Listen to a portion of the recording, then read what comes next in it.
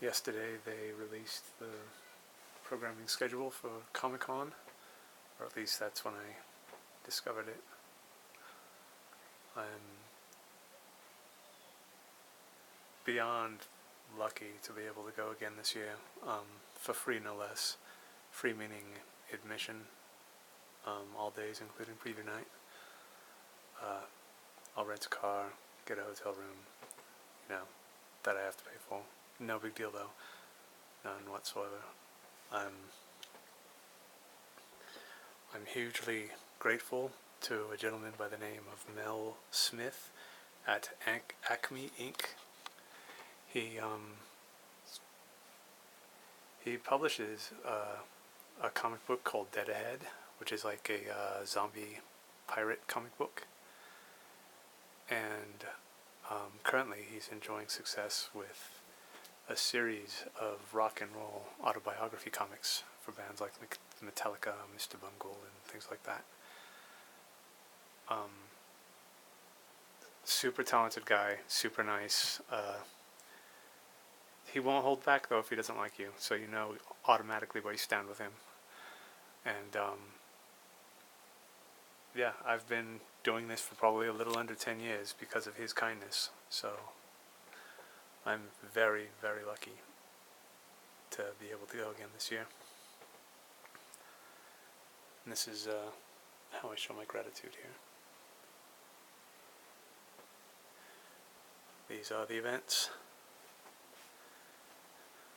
So the ones I'm most looking forward to are probably Bob's Burgers, Steven Universe. There's a Remembering Adam West panel. He passed away a few months back, regrettably. And I believe that one's going to be moderated by Kevin Smith. So that should be exciting.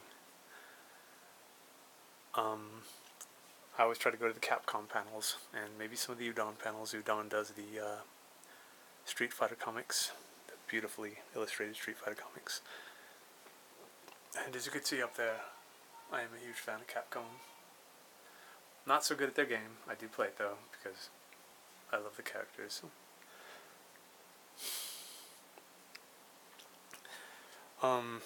Two of my favorite vendors will be there. Steam Crow. It's owned and operated by a hyper-creative couple by the name of Daniel and Donna, both of which are total sweethearts. And I owe a lot to those two also. Only in the respect that they're just always so nice, and I can see them struggling with the crowds and the people and things like that. It does wear on you after a few days.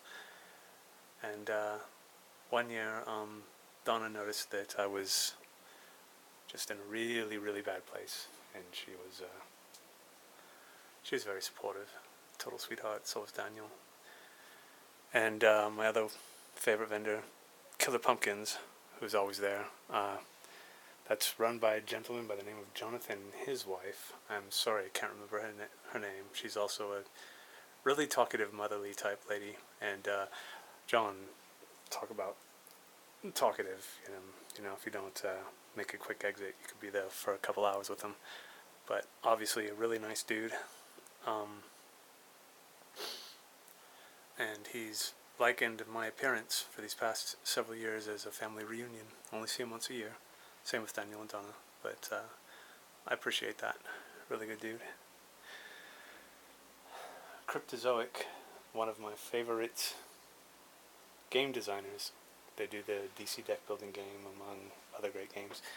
They, last year, premiered some of their DC bombshells, which I got a few of. I got several of, one of which was, and I actually said this in my review last year, one of which came incomplete. And, this is Comic-Con. Everybody's busy. Nobody really wants to help you. They just want you to go in, get out, and help someone else. And they'd seen me there all week, and had been buying tons of stuff, and I told them, well, this came incomplete. Can I get another one? I'm not trying to get my money back. And they were like, sure. So they were all sold out. So they pulled one from the display case that wasn't readily available for purchase. So I was like, that's incredible and awesome. And Blizzard actually did something like that for us too. So I was really lucky last year. They really appreciate their customers. Um, and I kind of got off track. Cryptozoic will be premiering Street Fighter vinyls in the same vein as the DC Bombshells, the same kind of art. And I look forward to picking those up. It looks like they're going to have the minis and 3 larger ones of like Sakura, Chun-Li, and Kemi. Sakura, Chun-Li, and Kemi. So I hope to get those, and we'll have Yoshinori Ono doing some signing at some point during the week. So I hope to get those signed, or one of them at least. I've got some comic books I'm hoping to get graded or priced. These I know are really, really low grade, but I had found that I had the first appearance of Deadpool, Gambit, and Cable, and I was reading on some forums that they're expecting Cable and Deadpool first appearances to go up tremendously in price. So a lot of those old boy collectors, well, more like investors, have been buying on them up by the dozens and hoarding them so they can cash in on the price increase. Several years back, actually, at Comic-Con in San Diego, we were at the hotel across the street, like right across the street from the convention center. It was incredible. But yeah, so maybe day 2 or 3, we're getting back from a panel, kind of late evening, 10 o'clock, 11 o'clock maybe. And so we enter the lobby. There's a big, huge seating area, you know, luxurious couches and tables and things like that, areas where people can charge their phones. And I just kind of saw this vulgar display of, I guess it's not power, maybe it's wealth or something, I'm not sure, but I call them old boys. A bunch of these dudes dressed in suits, older, much older. All of them had gray hair except for one. All had like the very, very collegiate, tight hairstyles if they weren't balding. And so they're at one of these seating areas, the big couches. Each of them have 2 or 3 briefcases, and they open them up between each other and start comparing these multi-$1,000 comics that they had acquired, and they start throwing piles and piles of money on the table. I mean, each of the piles are separated so they know whose is whose, but you know, everybody's worked retail or whatever, or might have been in the back room where the safe was, and you have the envelope of cash and everything else. That's nothing. I mean, even during Christmas, that was nothing compared to, I'd never seen just so much money lavishly thrown. Just like, you know, oh yeah, everyday thing for us.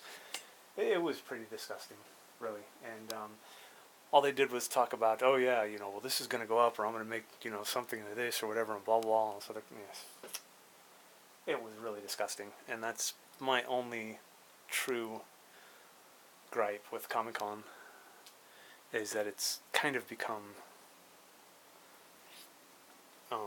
it's not for the fans anymore. It's for people to abuse the system and make money. The flippers, they'll hire, you know, 2 or 3 people to go stand in line for 8 to 10 hours to pick up that exclusive toy and then sell it for 3 times as much on eBay. And I remember a couple years back, I was in the line for Capcom, the Capcom booth, and they always have just so much excellent swag, whether it be based after their video games or like a cool coffee mug with Capcom logos, pillowcases, whatever, vinyl figures, just really, really awesome stuff.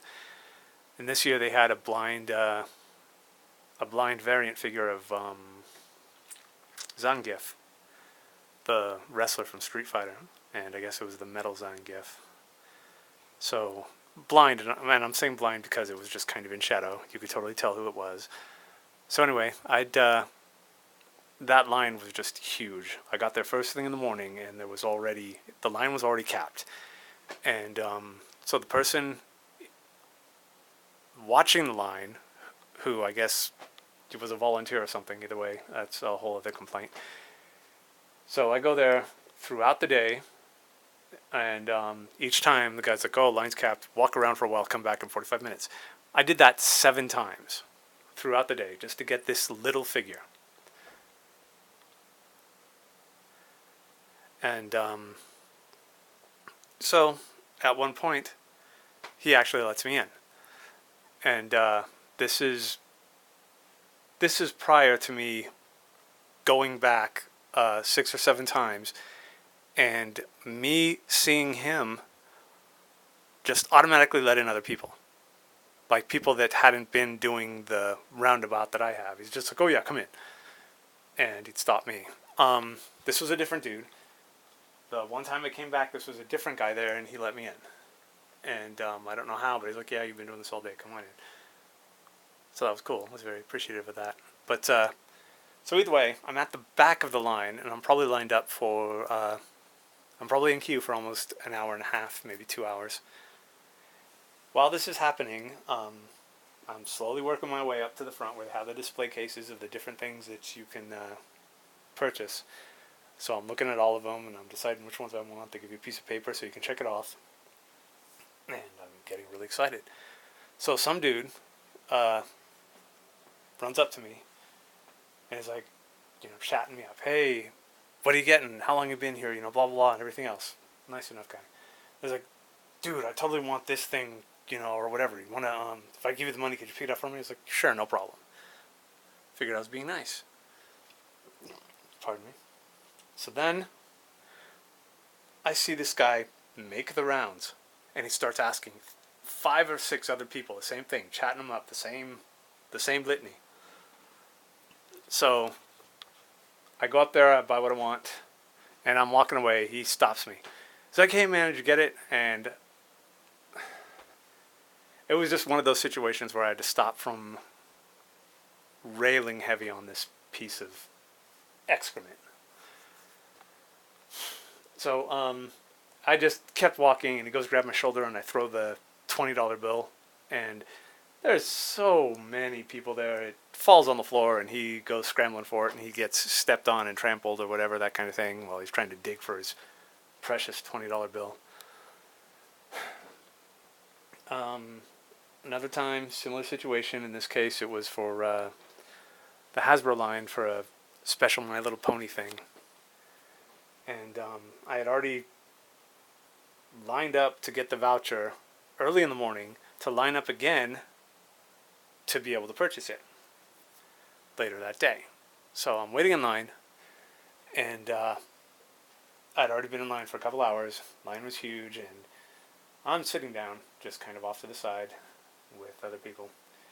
And this girl dressed like Pinkie Pie flops down like almost right next to me and just bursts into tears, starts crying. And the first thing I'm thinking of is, I'm a misogynist. I figured she wanted something, whatever. So she starts telling me this story that she'd done what I just talked about. She lined up early in the morning to get the voucher and all that stuff. She'd already been in line for 3 hours. She finally got up to the front. Now, with a lot of these bigger booths, you have volunteers that are working and watching the line, and they really don't know what the hell they're doing. And you got some of them that just get a power trip going. So in this case, there's a grouchy older woman. It's probably like day 2 or 3. I get it, burnout, crowds, things like that. And so this girl who'd already been lined up for this particular toy for probably collectively 5 or 6 hours. She gets to the head of the line from waiting. Lady's looking at her voucher, seeing what she has checked off, and she's like, "Oh, so you're getting the My Little Pony thing, huh?" She's like, "Yeah, but I'd like to get this too if I can." And she's like, "You can't get two things," and she rips the voucher and tells her to leave. I don't get that. I totally don't get that. So this girl was visibly upset, and I could totally understand why. This lady was power tripping because she wanted to get something else that was on the list of her voucher, but she didn't check it off. And this lady got pissed, tore up the voucher, and told her to leave. So while this girl is telling me her sob story, I'm seeing these guys walk away from the head of the line. He's got 2 giant-sized Comic-Con bags with 8 of these My Little Ponies. 4 in each bag, sticking out at the top.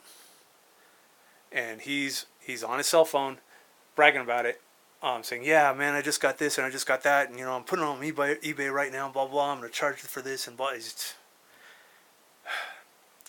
So while he's passing by, this girl, who all she wanted was this pony, stops the guy and says, "I'll give you $50 for that." Now this was like a $12 toy. And the guy's like, "What? Oh no, I don't have any." And they're sticking out of the top. She's like, "I can see right there." It's like, "Oh yeah, but I only got 2 of them," which he didn't. I was standing up at the time. Could see right down the bags. Again, this was one of those situations where I just wanted to throttle that greedy piece of excrement. And the girl starts breaking down again, and she's upset, and she's kind of losing her cool. And at the time, I was already in line. I had somebody else that was with me that was also in line. She was up ahead of me. So I told her, "Look, I'm already in line. I've got somebody up ahead of me. They're 2 people away from getting what she wants. Hold my place in line, and I'll have her pick it up for you." And she's like, "Really? Sniff, sniff, and you do that for me?" And I was like, "Yeah, it's Comic-Con. It's a magical place. Cool things happen here, and there's just too much cool stuff."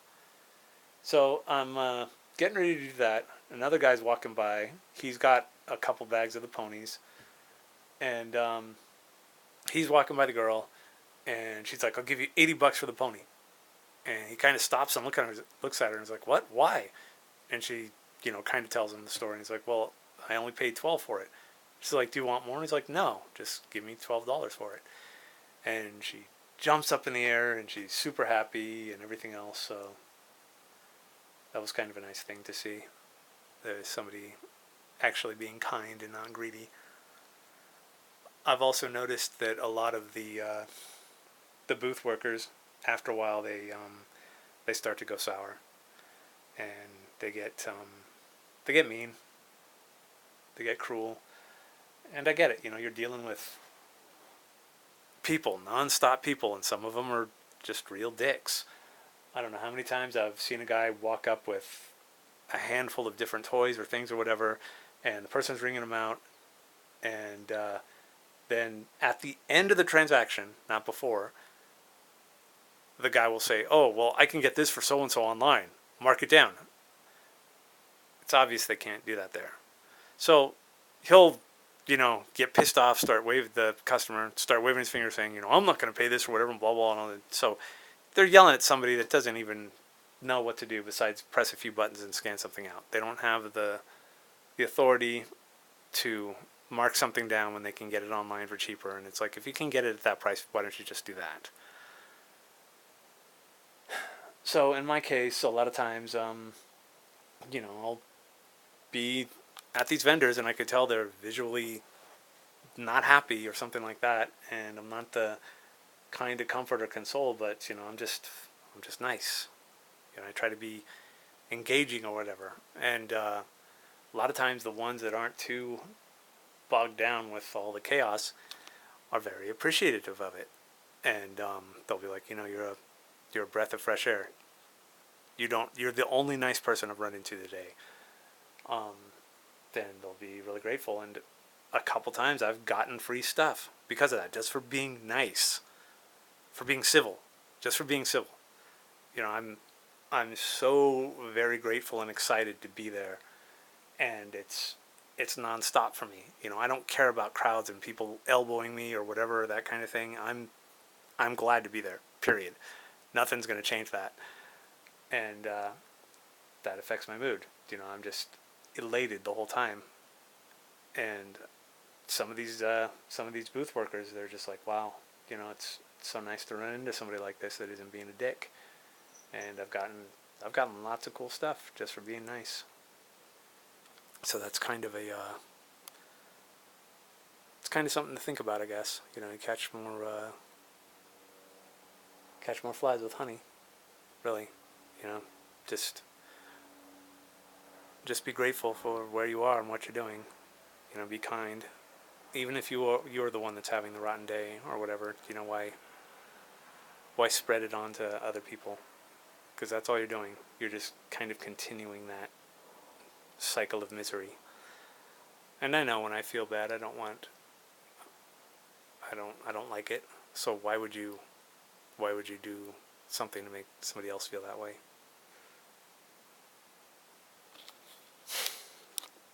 So I'll be leaving on the 18th. I've rented a car,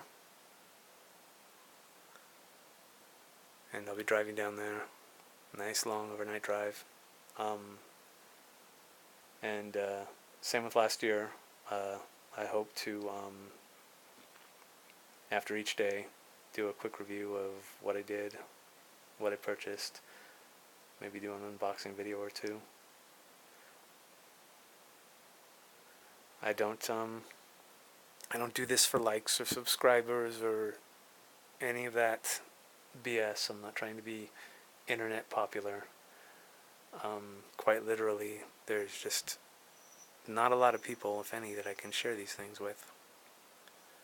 And this is kind of my way of doing it.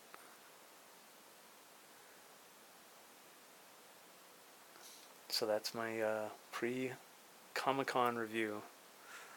I'm obviously really excited and entirely grateful to Mel Smith at Acme Inc. That's Inc as in INK. Does the rock and roll autobiography comics and the zombie pirate comic called Dead Ahead. I can't recommend him enough, not only because he's a awesome person, but the books themselves are well written, and he's an excellent artist, almost along the lines of Bernie Wrightson when it comes to the gooey, drippy skull, you know, gore type stuff. Really cool stuff. Right, so that's it for my pre-Comic-Con review, and I'll try to post some videos when I get there each day with all the cool stuff I get or did. Again, I'm really lucky and super grateful. This is the thing that I look forward to, the one thing I look forward to throughout the year. This is a great thing, and I'm grateful. Thanks.